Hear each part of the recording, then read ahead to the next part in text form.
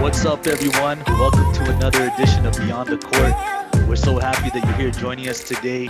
As you can see, we pretty much have a full squad in the building, so a warm welcome to Amir, Nabil, John, and Anwar. And my name is Pan, also known as Agent P. Guys, it's been a minute. We have not touched base in quite some time as we're taking in the bubble, the NBA bubble. So let's get it kicked off right away. What are your thoughts on the NBA bubble and your playoff thoughts so far? For the Raptors, it was a disappointment for me personally. I thought it was a big disappointment. I mean, the overall season is not a disappointment, just the way we went out. I feel like it was disappointing. I thought without Gordon Hayward we should. I thought it was going to go 7 in our favor with Gordon Hayward playing, and I thought without Gordon Hayward, we should have definitely been able to take them. And there were some good things, like they came back from the 0-2, and then they showed their heart, right? But in the end, it was just they came up a little bit short. And I'm not mad at the entire team, obviously, but they did what they could. And if you guys, I don't know if you want to get into that series a little bit, or. Yeah, Why don't we talk about that, man? The Raptors, and I think Amir hit it on the head. It's a somber time for Raptors fans right now. I think to get to Game 7, being down 2-0, need a little bit of luck, need a little bit of OG, buzzer beating magic, but at the same time, it just makes you think if Pascal Siakam played a touch better, we might be still playing right now as the Raptors against the Celtics. And I think in a microcosm of the bubble, that really stood out with respect to Pascal kind of not stepping up on the biggest stage, being so close to get to a conference finals. But it's tough to watch right now. I want to kind of hear you guys out too in terms of what you're saying right now. But that's kind of where I'm at, just how close we were if we had just played a bit better. Yeah, no, man. I think I feel like Nick Nurse said it a couple days ago. He was we had so much left in the tank. We feel right. There's that regret. And Nurse said it, man. He was just I feel like not just the team, the staff, everybody, the whole organization wanted so much more, right? Mm-hmm. And I guess the one thing we learned is there were a few versions of the Raptors in the bubble, even, right? There was the 8 or 9 games that they played when they first got in, the exhibition games, murdered that, right? And then the season Raptors in the bubble, they did great there, right? What, 1 loss, 2 losses? Yeah, I believe it was 1 loss. One loss. Lost it, right? To the Celtics. They got killed by Boston. Yeah, man. And then that first round cakewalk, right? And then we run into this kind of I'm gonna say we lost the series for ourselves. Oh, yeah. Right? Oh, for sure. 100%, right? We lost that series. There were a couple blowouts, but again, it was because some bounces weren't going our way, some idiotic plays, some just not realizing where you are, Siakam, right? And just kind of not giving it that. I don't want to say the stuff that we had when Kawhi was here, but because I don't really think that plays any difference in this situation, right? Look at the Clippers, look what ended up happening to them, right? So I think we were our own demise. But I think we learned a lot, right? We learned that Siakam is not ready for that role. He's just not ready, right? And maybe the expectations were too much, right? But it's just he needs to take it up one more level, or maybe a couple levels, right? Where it's if you're gonna be the guy, you need to just go beast mode. It doesn't matter, right? And I feel like he wasn't himself. His spin move wasn't working, and apart from that, there was nothing else. So yeah, man, like, I feel the same way. Like, I feel like if we had just somehow squeaked by or just squeezed by like that second round, we would be a good contender to be in the finals. I mean, the Miami series, don't get me wrong, would be hella hard, right? But like, if we had beaten Boston, I feel like we would have enough to go to the finals. Switching this talk a little bit positively, you got to look at the Raptors and what they did. I know regular season and whatnot, but hey, second in the league, if I'm not mistaken, or third in the league overall. Second. Yeah. With Kawhi leaving, no one thought that. As I mentioned previously, all the analysts thought they wouldn't even be in the playoffs. So let's give them, 100%. Nick Nurse, Coach of the Year. 100%. Let's give him his respect, right? Evil genius. Amazing, right? So you got to look at the positives. Yes, don't get me wrong. When and I think we all talked about this in another previous episode, where I think the Celtics were going to be their most difficult matchup overall, just with the matchups that they had, the star players that they had, even without Gordon Hayward. And I honestly think, man, watching that series, I'm not sure if you guys felt it, but like anytime we would make a run or something, like they would just make another run too and just keep adding on to the lead or, breaking our runs or whatnot. So it was like we just never had the answer. And I always felt like we played from behind the whole series. Like the whole series. Even in Game 7, honestly, like we had a lead at one point, I think by 8 in the second quarter. I was like, let's be honest, the way we've been playing. And we're going to shoot Siakam for the way he played, Again, I'm going to go back to giving cahoots. Kyle Lowry played like a dog. Norm Powell stepped up. OG showed up when he had to, right? Serge, let's give Ibaka his credit too, right? But I think you got to realize with Pascal, when did he start playing basketball? 7, 10 years ago? Like he's a baby, right? So, I mean, to quote unquote be put into like Kawhi's shoes and kind of take up that role. I mean, during the regular season, he kind of showed that he could. I just think in the bubble, I don't know what it was. I don't know whether he was too shook or he needed like the Scotiabank crowd or something behind him, but that might have been something. Like honestly, that might be. It's a part of it. Yeah, it's a part of it for sure. And Nick Nurse said it, man. Like in that same interview I'm referencing, he was like that definitely had something to do with some of the guys, and he referenced Siakam, Gasol, and even Fred to some degree, right? Yeah. Like, Gasol, come on now. Sorry. Go ahead. So like, definitely that did have something to do with it, and like if you look at it, minus Gasol, like the vets did what they had to do. Ibaka came through, right? Lowry came through, right? So like I mean that type of environment, and don't forget, man, like all the stuff that's going on too, right? Like they had that kind of mini pause for a couple of days. Yeah. I think from their standpoint, like they were questioning whether they wanted to be there or not, right? Like so like that little pause could have affected them, right?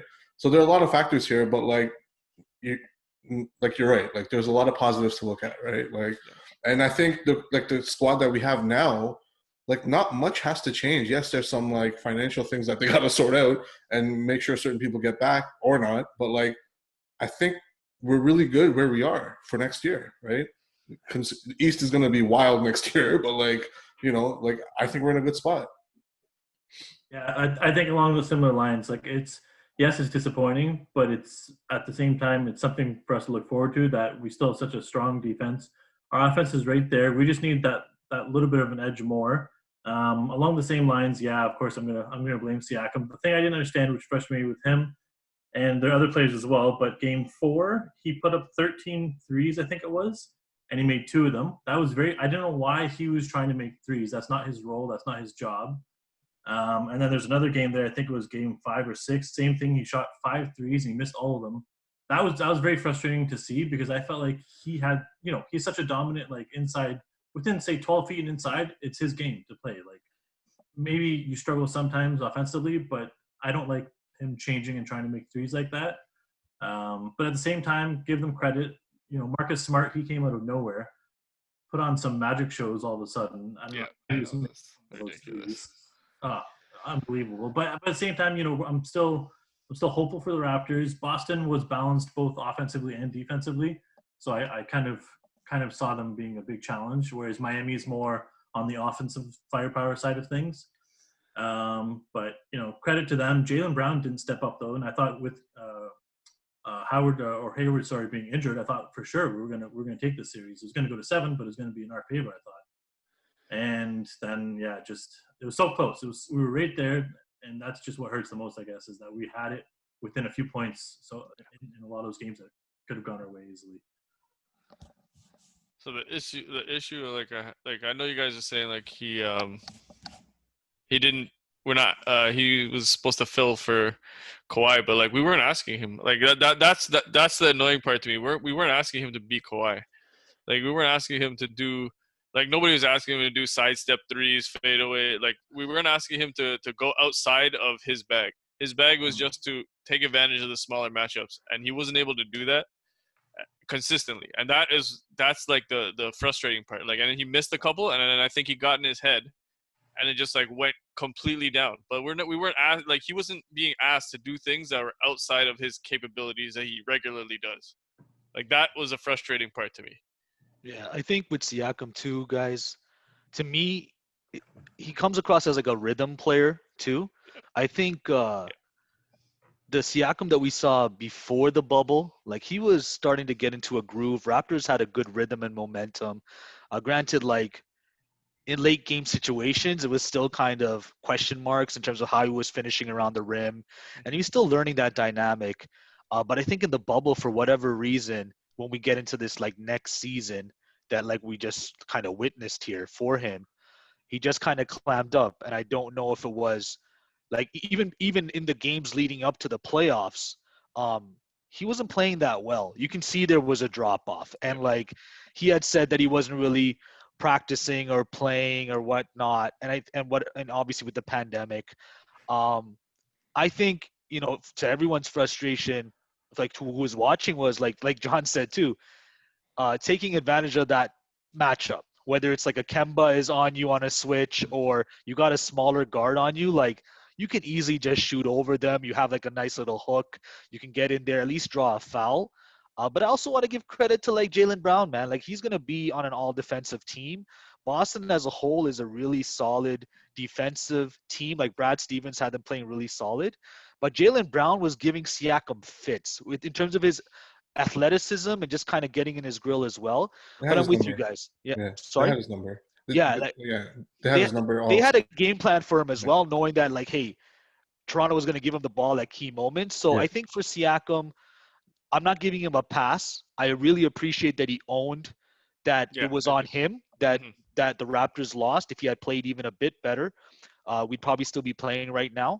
But I think for somebody like Siakam, like his star was on the rise for so long, like in terms of like G League MVP, then like winning the most improved player, all-star appearance. Like it's kind of like a meteoric rise. I think this kind of brings it down for him to humble himself. He just got the big contract, and I still trust in Masai giving him that contract. I think he's going to put in the work. He has the heart.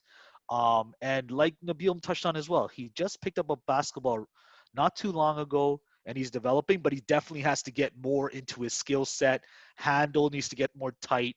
Spin moves need to get more variance to them, and we'll see how it goes from there. I think the sky's the limit for him, but it's frustrating when you see guys like Jamal Murray, Luka Doncic.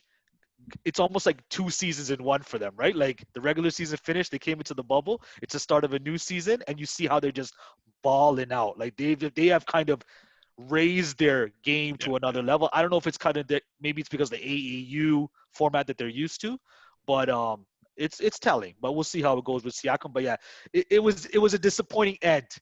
In terms of what might have been, and now it's kind of an off season to see what happens with these contracts. So. Yeah, no, man, and I think a lot of it also has to do with like the fact that it's actually good at mathing. Like, there's no real home court, right? Like, someone like him might feed off the crowd more and get, that edge that he needs to gain that confidence, right? Some players, I think, like not having that crowd might help them. Come on, man. I think that's a bunch of baloney, man. You play the game, you get paid, you 100%. gotta show up if there's fans or no fans. Like, but a young player like him, who's but you're getting paid $35 million. You show up to play, my man. You know what I'm saying? You have to go to work. You definitely have to go to work. But I'm talking about what their psyche might be. No, understandably so, for sure. Technically, he's only getting 2.9 this year. His Well, contract I was mean, 10. fine. Yeah, That's fine. The 4 years 130 kicks that in, new right? one. It's Yeah. 130. But you've signed him like Yeah. you are the superstar. Like, you know what I mean? No, yeah. It's not. It shouldn't be the sole reason why he did bad. You know what I mean? Like, No, you're right. You're right. It There's shouldn't be the sole reason. But people they're built different, right? Yeah. But you are a professional athlete, and I don't know, I personally would kind of see this as a positive where there's no home court. You know, 100%. there's no pressure of the away game, right? And it's like the same. You look up, the lights are in the same place, the screens are in the same place, and somebody made a point. I think it was Mark Jackson. Like the way the nets are set up, there's no crowd behind you or stands, so the net it looks closer. Like there's not a lot of distraction, right? Like if you want to break it down. But I mean, who knows, man? Like Psyche's a huge. So what I was getting at was Siakam seems like a very if his head's in it, he'll do great. If it's not, and I think that's what he has to learn as well. Yeah.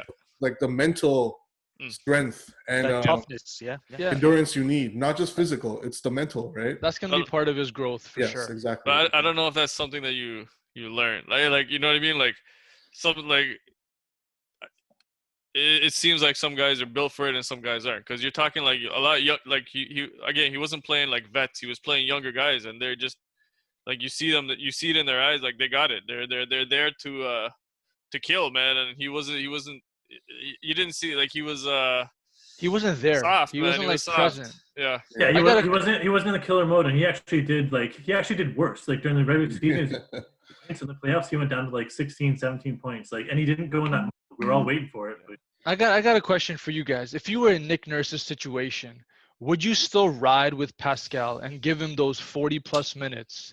Or would you, I don't know, put in somebody, who had a hot hand, maybe like a Norm, or Matt Thomas came with some energy? Or do you ride Pascal right to the end, even though he's shooting like 13% from three and so on and so forth? Yeah. That's where I kind of question. I'm like, yeah, he's your quote unquote star of the team, but when's enough? Enough is enough, right? Like you got to go to somebody else. Like I give Lowry did what he could, Van Vliet did what he could, but at the end of the day, like if it's not coming from Siakam, you got to go to somebody else. And that's where I kind of question Nurse in the latter moments of certain games where you're playing these guys 40+ minutes and you're still riding Siakam. Yeah. That's what kind of frustrated me as a fan. Yeah, no, man. I would have loved to see Matt Thomas more.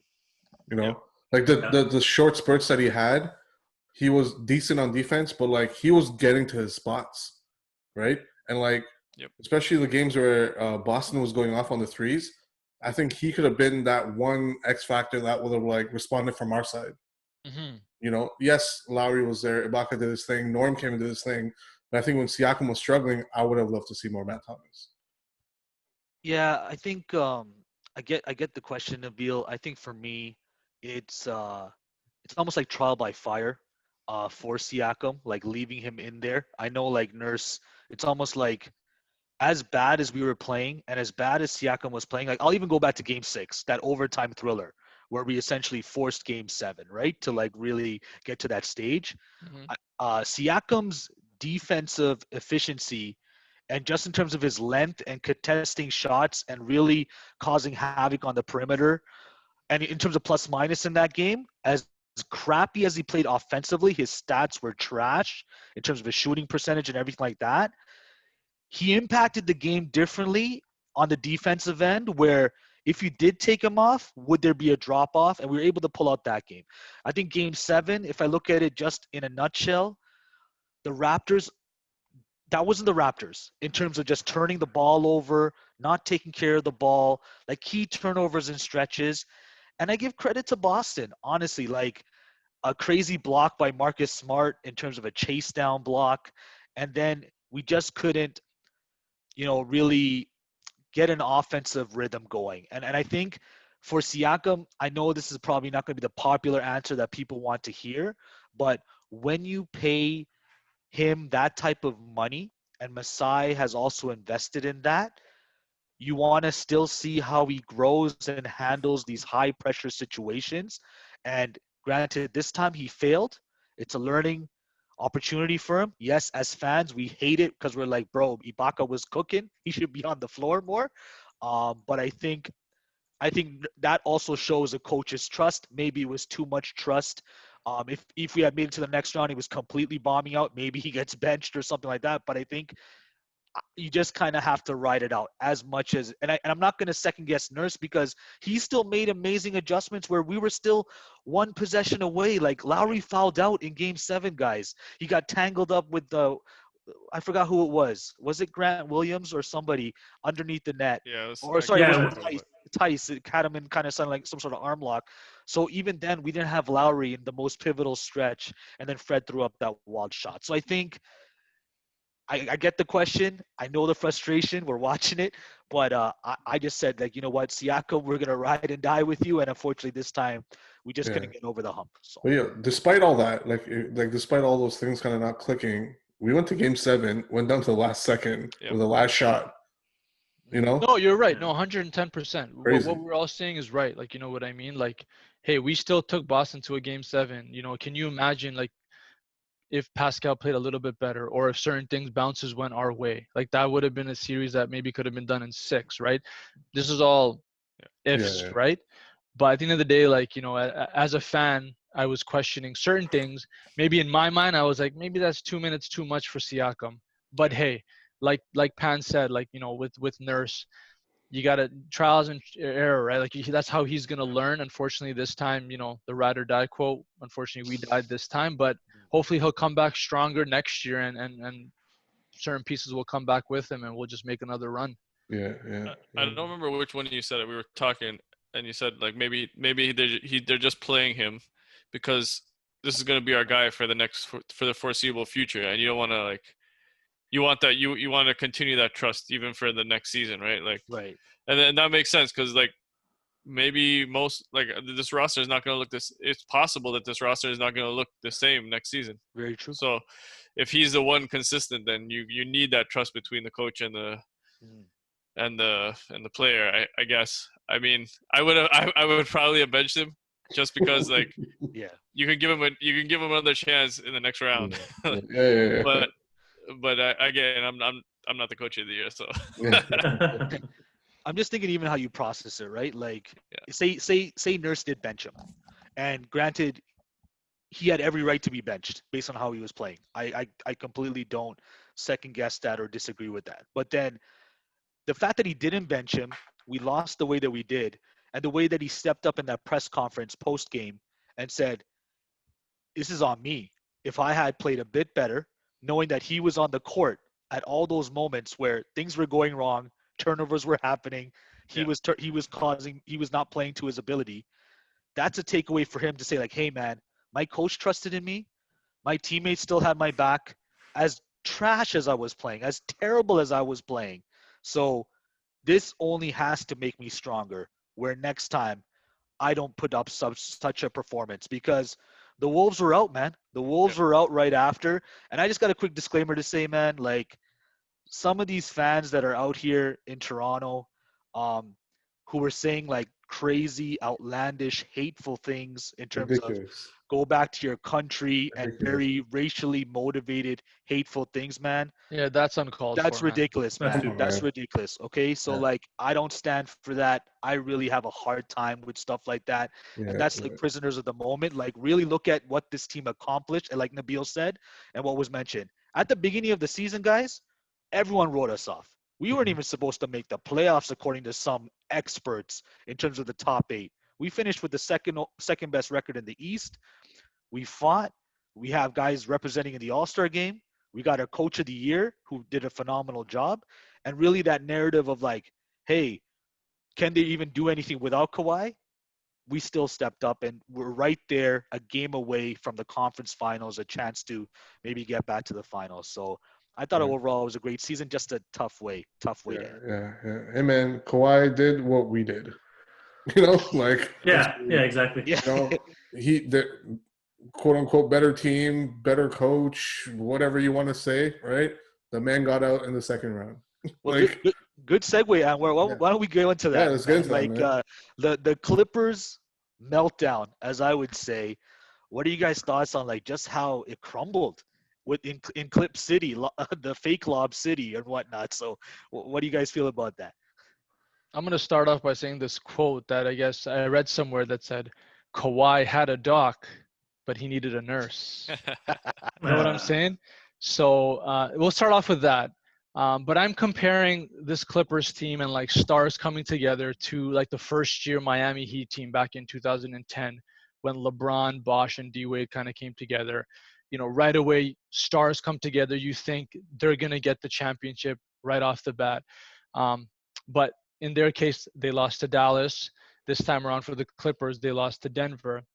But I think the one thing that may have affected them is throughout the season, the load management and the injuries. I never saw this team play consistently like a 5 to 10 games in a row where they could all gel. And unfortunately, that's what I think came back and, you know, bit them in their bad behinds. And you know what? It is what it is. Now they're golfing or on vacation, and that's what happens. True, man. And yes, to add to that, I think karma is a bitch as well, right? Like, you know, I remember, and I think we all remember the whole Pat Bev thing with Dame, and you know, 1, 2, 3 Cancun. yeah. And CJ. So like, you know, all that drama, unnecessary, right? And look what happened to you, right? Like, you know, it's like That's pretty bad. it's like almost comical, right? And then like you have that Twitter thing, which was awesome, right? Like the back and forth. But yeah, man, like high expectations. I don't think they gelled well together, other than Kawhi kind of showing up day in and being consistent. Paul George, who's that? Like this man was just like no show, right? Like and unreal, man. And that's why like I don't trust him in the playoffs, right? Like at all. And I haven't since a while. And you know, all the teams that he's been on, like who's the person to put at fault here now, right? So I mean, I'm not saying you know he won't show up next year or whatever, but like again, like when the pressure's on, he just disappears, right? And I think he capped it off with that 3-pointer that hit the side of the backboard. Like it was like that shot just summarized like the Clippers in one like instant, right? Yeah, Way yeah, off P. so, Way off P. yeah, exactly, man. And again, like you know, should Kawhi have stayed? If he had stayed, we would have beat Boston. We would have been, you know, where they are now, and we're on our way to the finals. Who knows, right? But just didn't work out for the man. So, which is a bigger disappointment to you guys? The Clippers meltdown or the Bucks? I would say the Clippers. I would still say the Clippers. I agree. In all honesty. Clippers. I expected the Bucks to fall apart. Clippers.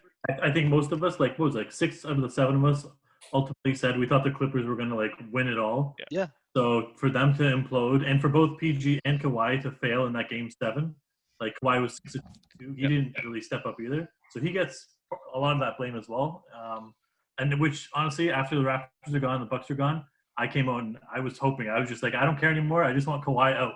Like, and then you got your wish. You got your wish. Yeah, and it came true. So I was happy about that. But you know, like, again, we're saying about the recent karma. I was thinking the whole thing about that as well the whole time. Like the long-term karma. He had a chance. Could have just stayed with us. I know I'm going to sound salty, but he had the opportunity. We would be right in the thick of things. So for him to have done this, I know it's his career, and I'm sure next year they'll be a lot better. I can only imagine that the team chemistry will indeed build, and you know they're going to be more potent. But I was happy to see them go, and I was shocked. I'm still shocked, to be honest. I still can't believe it. Yeah, definitely. For the reasons that you just said, like I had championship expectations out of that team. I didn't have championship expectations out of Milwaukee. But watching actually just getting to take it in the Clippers games, like I don't think that they're gonna improve, man. Like I feel like they got a bunch of guys on that team that think that they're Kawhi, and I'm like, no. You give the ball to that guy. Yes. Get out the way.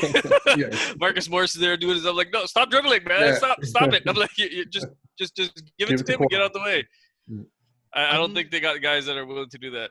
I think they just gotta play together, man. Like they have to have like a consistent chemistry and build that chemistry. Because honestly, watching them, it was painful. Yeah. All they did was like ISO ball, and like it would go to Paul George, he would do his thing. Go to Kawhi, he would do his thing. It was like, where is the team game in on the Clippers, right? I think we all thought just because you had all the stars and all the defensive specialists that they were just going to run through the league. But Yeah. Yep, I did. chemistry is a big thing, man. Chemistry is a big thing, and I think that's what really kind of came and Yeah. hurt them. No, I agree, And man. they But weren't doing like the little effort, you know what I mean? Those Yeah. little those effort plays and that require the extra energy, and they just weren't doing it. Like the Raptors did that for like when he was here, and it worked out. But imagine if he didn't win with us, like we'd be having the same conversation. It would just been last year, like, yo, what was all that load management? What was all that bullshit? You know what I mean? Like, I think with the Clippers too, man. Like when you said like what's more disappointing, the Clippers or the Bucks, Amir, and even just talking through this thing, the Clippers had a 3-1 lead on the Nuggets, guys. Yeah, A 3-1 lead.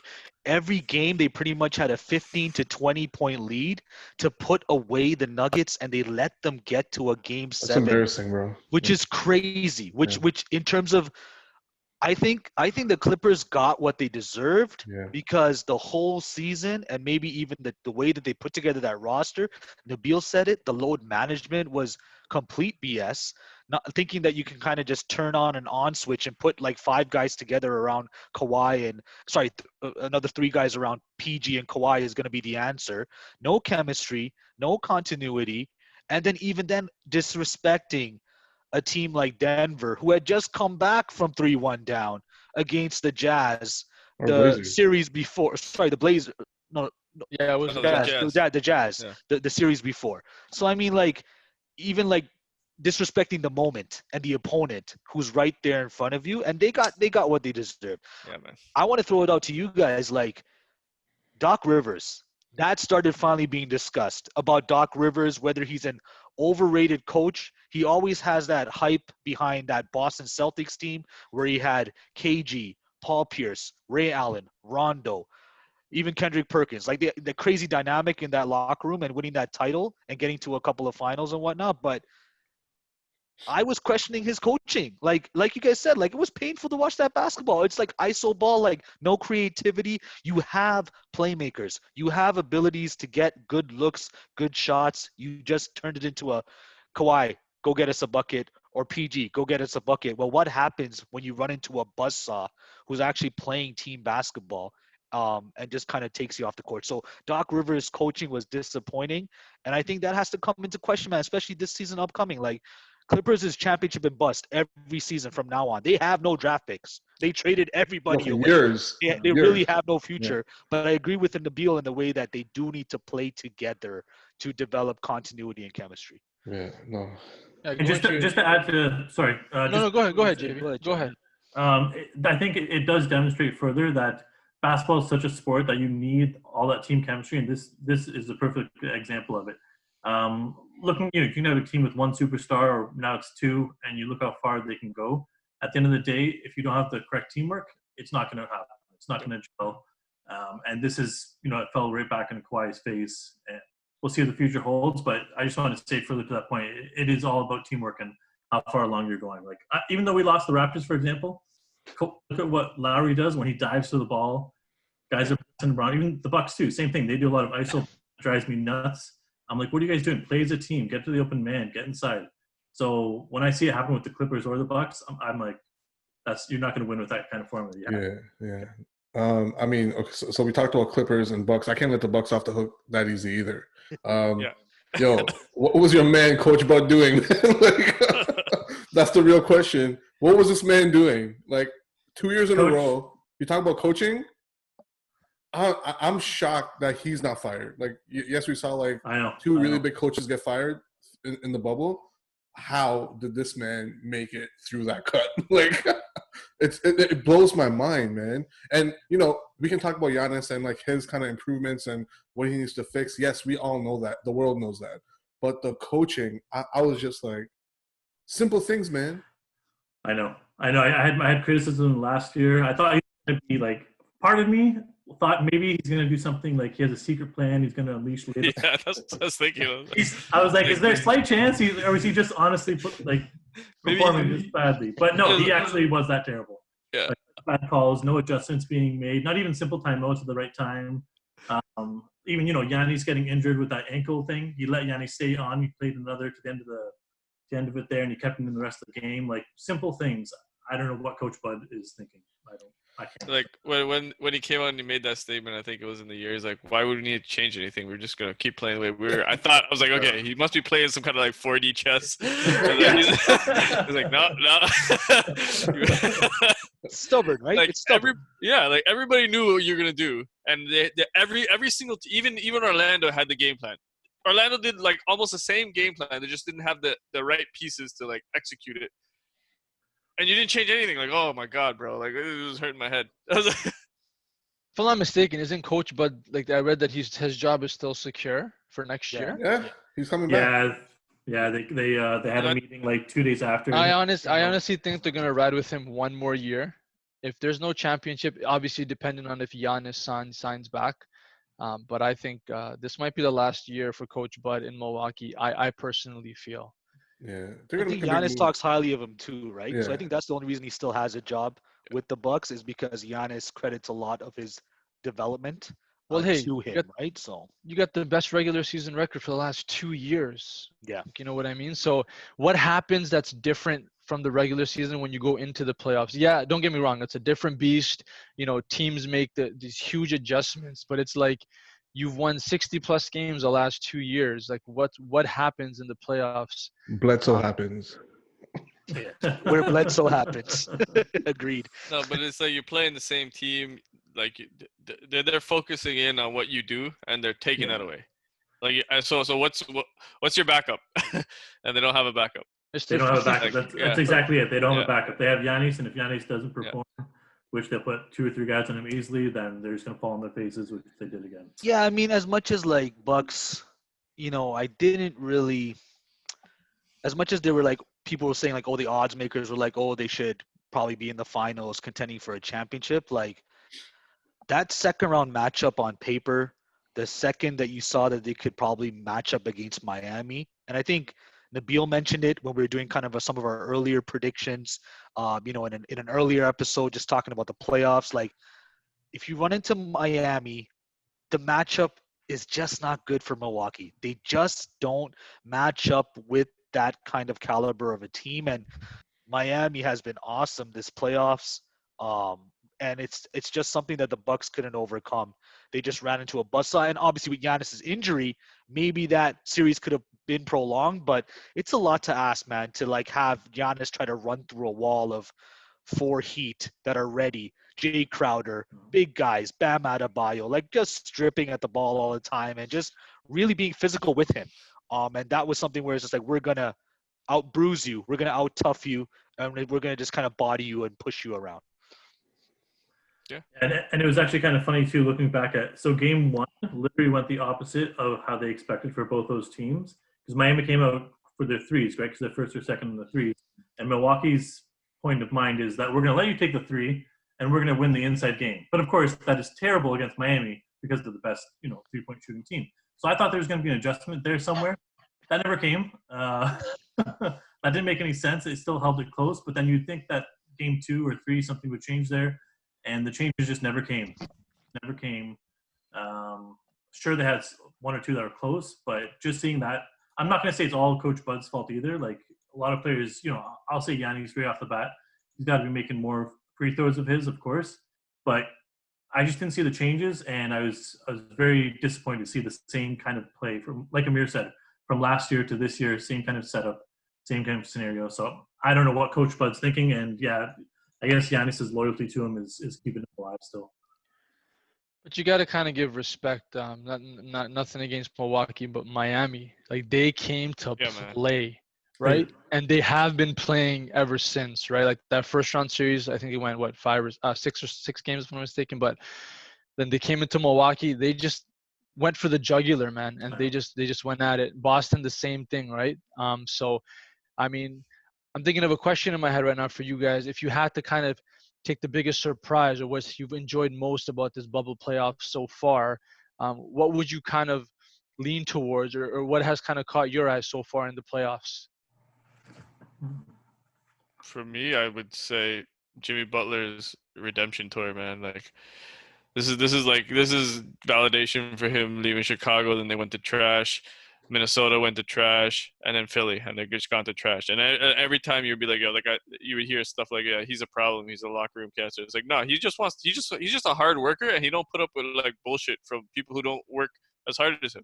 Just wants And to win. he just found organizations like, we appreciate your work. Damn, like, and he's like, I'm not sure if I'm ready to say that they end up winning the championship, but even just making the finals for him, it's a big deal for me. I'd say for me, it's the growth of a lot of these young players where the new season of the bubble, you see like kind of instant growth. Like you saw Luka playing at a different level in that first round, Insane. bodying people, insane. Like there are future MVPs written all over his name for years to come. And like I know Anwar said it in an earlier episode as well, like Luka's a problem. Watch out for him. Dallas is on the rise. Imagine Porzingis was actually healthy.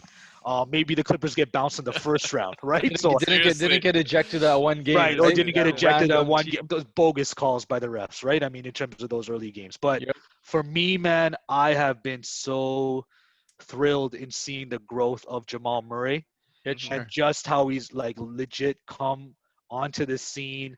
Him and Jokic as a pairing and just like rising to the occasion. Like that first round matchup against Donovan Mitchell, 50s, battling 50-40, 50-40, just putting up an amazing stretch of points. And then just even against the Clippers, down 3-1, you feel a young team like that might fold, but no give up in them. They're well coached, and he's just taking great shots, going at these quote-unquote superstars, right? Going against the Kawhis, going against these big-time players, and making shots, creating shots, delivering in key stretches. Game 7, he put that team on his back as well alongside the Joker. So I have been really, really impressed by him. Already the best Canadian in the NBA, I'd say right now currently, unless we see someone else come on, because that Wiggins ship has sailed a long time ago. So credit to the man from Kitchener, man. Well done, Jamal Murray. Kudos to him. Kudos to him. I agree, man. I was gonna say the exact same thing. I think the league is in good hands for the next, whatever, right? The one, like all the people that you mentioned, Pan, and Tyler Hero, like holy man, like so I think the young guns got a real front and center stage to really shine, and it kind of made us feel like there's a lot to come from these guys, right? And I think the NBA is going to be super exciting, whether, obviously we have our own issues with it as well. But I think it's in good hands. Oh, definitely. For sure. I'm going to give a little bit of credit. I think Jimmy Butler was mentioned, but also Dragic. He does a great job as well, game in, game out. And at the same time, as happy as I am with them, and I want to see them go to the finals, I am going to celebrate, of course, the other player that got awarded MVP and Defensive Player of the Year, Giannis, right now. I'm going to enjoy that. Young gun. Next year. Young gun. Yeah, he's got it. Thank you, Giannis, making it happen. So I'm going to enjoy that time for now, and I'm hoping he's going to take this moment and realize that he needs to grow with the Raptors or Warriors going forward. We'll see what his wisdom level's at. Definitely I don't just think kind he's of going anywhere. Yeah, I think he's staying for a couple years at least. Yeah, man. Him he's and trying Coach to get people Bud, there, man. He's Him trying to and get Coach people Bud. to join him. Yeah, he's trying to Yeah, get people yeah. in Milwaukee. Yeah. Yeah. Definitely. But yeah, just kind of going on the lines what you guys just mentioned. For me, like Miami and Denver, definitely, just coming out of nowhere. But to me, honestly, I've really been able to watch Nikola Jokic, like the Joker. Like the West Coast games, living up in the East Coast, I didn't watch a lot of Denver. But watching Jokic play, I'm gonna go out on a limb and probably say he is the best big man in the league today, overall. That's my opinion. He's He can the play out most. Yeah. the best big man. He's the most complete. Complete in a sense, Yeah. inside, outside, like what he's doing. Post Like, moves. Yeah. He has the most awkward shot. Like he doesn't look like he can play. But man, watching this guy in the last few series, like I'm like, wow, this guy is no joke, and that's not a pun, right? But that for me, that's obviously the growth of Jamal Murray for sure, and Tyler Hero and the young guns. But for me, just looking at Jokic and the way he's been playing, man, like he wasn't there yesterday in the fourth quarter, but just seeing him play like really has opened up my eyes, towards him. Yeah. I would say asterisk if DeMarcus Cousins comes back healthy. That ship has sailed too, man. That guy's never healthy. It's Yeah, been 2 years. It's been 2 years, but I like don't think Cousins also does what Jokic can do, man. Like grab a rebound and just start pushing the ball, handles, like little guards are trying to steal it from him. He's just kind of like pushing them off, like Yeah. crossing them Yo, up and passing, man, and passing. passing, man. you guys Just not the you guys beauty of his pass. you guys don't remember DeMarcus Cousins, man? Yo, passing. Yeah. No, but as an Yeah, overall, man. as an Overall, overall, no, I get it. player? I know what Amir's saying, Yeah. but I think that ship has sailed for Cousins. Maybe injury wise, yeah, maybe. Yeah. But like as a prime, he was also able to like do inside outside passing, run No, the floor. I remember prime rebounding. Cousins with the Yeah. Kings, like that was Yeah. a problem, and then even Yeah. with the Pelicans, like that Yeah. two-headed monster with AD. But I'm Well, going he's to there. go- He's just not playing. It could be him and AD again, but yeah, it could be, but like I think Joker, man, the Joker. Yeah. Just I agree with the Yeah. hands Yeah. down. Amazing growth, amazing growth. I guess before we close out, man. hold on, Sorry, go ahead, Amir. hold on. So everybody gets heat, but we gonna leave Harden alone? Like what happened? Oh, you want to talk about Harden? Hey, Oh, Everybody gets hit by the Harden. your thing, man. I'm just saying, like, what disappointment level was that, man? Oh, Yeah. that yo, tell me about it, man. That was my dark horse, and coach left. they just The coach has disappeared, my got- man. Coach got Yeah. whacked. Yeah. Oh man, he quit There's already before they could casualties in fire him, Houston, yeah? man. There's already casualties in Yeah. Houston.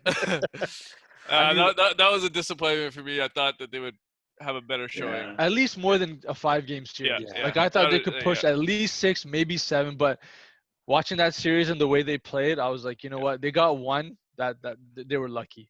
But they were fun to watch. They were fun. Like even if they were down, they're actually like a fun team to watch. Like just to see like small guys play like that, it's just Yeah, completely. you're just hoping that they catch fire and just hit like 10 in a Yeah. row. Yeah, man. But honestly, I'm gonna go back to what Kobe said about that style of play, man. It's not You're gonna win a winning chip. anything, man. Yeah. Like it's hard. Like Yeah, you know, I agree. like you're exposing everything to your opponent if you play that style. There's no, it's tough, right? Like, so I mean, now that the coach is gone, who knows who they get and what changes, but and will that complement the way Harden plays, right? So I mean, a lot of unknowns, but yeah, I mean, I think that hammer on that coach was coming for a while, like. Yeah. I think it's just on the defensive end they get exposed. Offensively, it's all right, man. Like they can do their thing. It's tough though, man, when you get bodied on the glass like that. Like you're Yeah, facing yeah. a team like the Lakers where you throw out like Howard, McGee, and AD. It's just like have fun grabbing a rebound, like Yeah. poor Robert Covington. And then just in that series, like wasn't there that drama with House with the whole like Yeah, calling somebody into calling the room. someone into his room and just not being able to play and he's out of the bubble, right? I mean, Yeah. it just like they need all hands on deck and he was one of their tallest players, man. He was like 6'6", like 6'7", like so he's out, right? So like you lose depth Yeah. there as well. I don't think, and I agree with Anwar, that style of play, man, it catches up to you. It's fun to watch.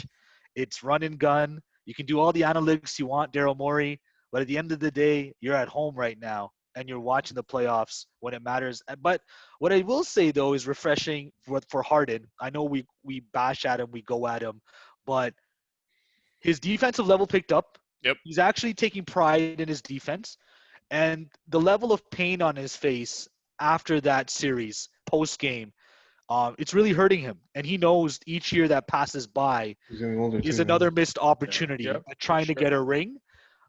So, and I know like Russ was hurt, and with Westbrook, you just get hot and cold.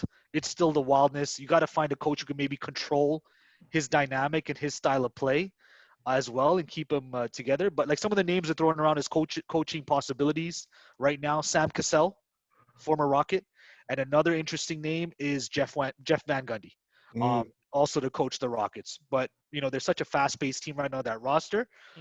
So we'll see. We'll see. Is that the changing factor for the Rockets to still be a player? The West is loaded, right, guys? Like, come next year, Yep. I mean, the Golden State's going to be back. There's other teams on the rise. Phoenix is on was the growing rise. for sure. Like, it's going to Zion, be. if he's healthy, the Pelicans. It's a dogfight. Yeah, It's a man. dogfight in the Yeah. West, as well next year. So. Yeah. But the one thing you did mention, though, which I'll take away from Houston, you know, offensively they're gifted, but their defense really stepped up. And, you know, like you mentioned, if they do get like a Jeff Van Gundy type of coach who is kind of defensive minded, like maybe that could enhance the one aspect that they need kind of enhancing in, like the defensive side. So that was my one positive from them. Definitely a disappointment because I thought they would have given more of a fight to the Lakers.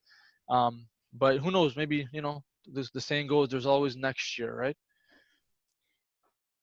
Yeah, that's true. And for them, I just feel like if Russ would ever, I don't think it'll ever happen, but like if he ever just came off of the bench and just like so they would never have that pressure let up, then you have that perfect system because he can do the things that Harden does. Like they need Harden's job is to break down the defense, and then if he can't break it down, pull a three. But Russ can drive, and he doesn't need to pull a three. He can pull a mid range, and the same effect happens. Either they collapse and he can just kick out. But I don't know if that'll ever happen. Man, superstars don't come off benches. I know. Come on. But it is what it is. Because like when he's out there, it takes away Harden's pass for the four. Like that's just like the four shooters. Like he's not a 3-point shooter. It collapses in the defense, and it kind of like takes away from Harden. So I don't know. The thing with Russ too, man, I think he has the largest amount of turnovers, average wise, in terms of like guards. Like he's like in terms of like 4.2 turnovers on average. So like you're always gonna see kind of a bonehead play from Russ, unfortunately, in a key pivotal moment. And if he takes care of the ball better, like it's very careless, and I think that also goes against him. Sorry, John, you were gonna say something. No, I'm just gonna say, it actually, you guys discussed this, making me think. Would you rather have a top-ranked offense team or a top-ranked defensive team? Defense. In this bubble play right now, defense. Defense always, man. You go defense, man. Dude, there's only defensive teams left. Well, I'm just thinking because Bucks were top defense, they're out. Raptors are top defense, they're out. Bucks was fraud defense, bro. That's like say what you will. Say what you will. That's a top two, and they both didn't go forward. Whereas you look at Miami, their offense, they're continuing forward. Lakers are defense, man. I don't know. The Miami defense was basically equivalent to ours, and Celtics Boston's defense up was there, ranked right? fourth. Yeah. Lakers is ranked 2, I think. 2 or 1. Lakers are up there. Yeah. And for some and the Nuggets are the only like suspect defensive team left. Boston's actually funny, because they're actually more balanced. So like, I don't know, 2 and 4 or something like that. Miami's like all offense. Yeah, defensively may look better than they actually are, but I don't know. I just wanted Miami. I think their defense is like really good. I would. Yeah, I don't know what the stats are with their defensive ratings, but I mean, to answer your question, you go defensive all the way for a team because defense wins ball game. I'd say, John, like to that point as well, like the defense, I would say as well in terms of a defensive team, but you do need that blend of that offensive kind of jugular in key moments to be able to get you a bucket. And I think right now the teams that are left have a balance of that where they can play steady amount of defense in key pivotal stretches, go on runs, and then also have key playmakers who can score and get you a bucket as well in pivotal moments. And that's why they're probably like the last 4 teams that are left because they've done it the most consistently. But generally, a defensive moniker is going to help you. So we'll see. We'll see how it goes in terms of how the NBA continues to develop. Like you need that star power, but you need to play defense or you won't even get close to that ring. So. Definitely. All right, guys. So I think we've covered off a ton of content as we're kind of summarizing the bubbles, some great conversation and just some great thoughts overall. We'll see as these conference finals kind of wind down who is going to be representing the East and the West in the finals. So we'll kind of touch base and talk about that shortly as well in an upcoming episode.